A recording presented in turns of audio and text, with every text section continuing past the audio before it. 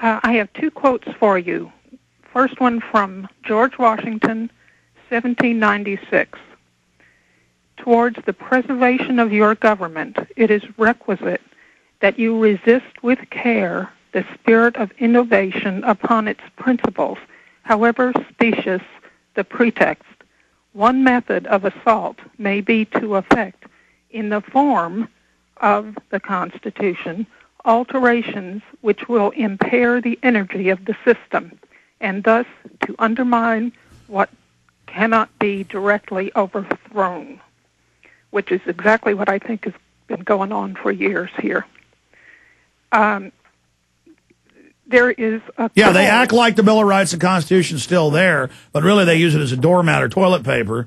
And we've got this incredible tyranny over us, but because there's this illusion of freedom, we're going along with it. But now that illusion's starting to melt, and people are seeing the tyranny for what it is, but they don't have enough respect for themselves to believe they can fight back against it. We have to get people to rediscover the respect for themselves they have and realize you're only alive once, and your destiny is to fight tyranny. And here's the answer to that question. There is an organization called National Center for Constitutional Studies. The site is nccs.net. They have a course in the 28 Principles of the Constitution on DVD, which I have got, and I have got 12 people who are coming to my house to watch this thing. It is transformational because I think a lot of people know there's something wrong but don't exactly know what it is. And this will give you the information and the background and in order to stand up for what's right, what you know is right, but you don't exactly know how to say it. All right, thank you so much. I appreciate your call. We have breaking news here, and the reason this upsets me is I heard this already last week from someone I know in the military, but they wouldn't come on air. Kind of like my cousin came to my door 5 years ago, and he's an officer, and he said, yeah, we got called down to Fort Sam Houston for an officer meeting. There were 200 of us or so in the auditorium. We were told it was classified, and that everybody was going to be, all the officers were going to be getting chips within 2 years. Then I've seen him at family events once or twice a year now, and he won't talk to me about it. He says, I'm not going to talk to you about it. I don't know, I didn't tell you that. He came to my house to tell me this 5 years ago, and then now won't talk to me about it. And this, you know how huge this is? Get this to Paul Watson now. In fact, Genesis, call Paul Watson. See, I said I'd take calls? Stuff breaks. It isn't happening. My God, ladies and gentlemen, they have bills introduced to completely ban any guns they want at will.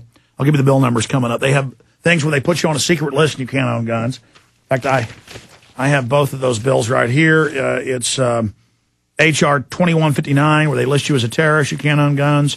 Here's another one. Bill in Congress would ban gun ownership at will. That is, give you the bill number on that, H.R. 2401. And then I actually printed off the other one because I've been covering these over the last few days, and I wanted to give people all of it in detail. This is WorldNet Daily. H.R. 1022. Congress planned to let AG ban guns at will. This allows them to ban any guns they want at will. Blank check. That's H.R. 1022 by New York Democrat Carolyn McCarthy. God. This other one is the Terrorist Act. And that's H.R. 2159, which allows them, anybody on a list can't own guns, even if you're not convicted of anything. And then the other bill says if you're on a no-fly list, no gun. That's the H.R. I listed, H.R. 2401, no-fly, no-buy act. Why do I say that? Watson, I already confirmed this with local Austin military, but they wouldn't come on air. So I just kind of was told this by someone I know personally. And then I just forgot about it last week because I'm getting hit from too many angles here. I can't keep track of it anymore. There's too many balls in the air. I was sent a secret document about regular Army spying on us at the end of the Fed protest with Ron Paul's brother in Dallas and Ron Paul being spied on by regular Army in Houston on the end of the Fed protest last year in November. It was since confirmed the Army spying on us. This is the Department of the Army, Charlie Company 3, Battalion 187th Infantry Regiment, 3rd BCT. Get this to Watson now. Absolute red alert.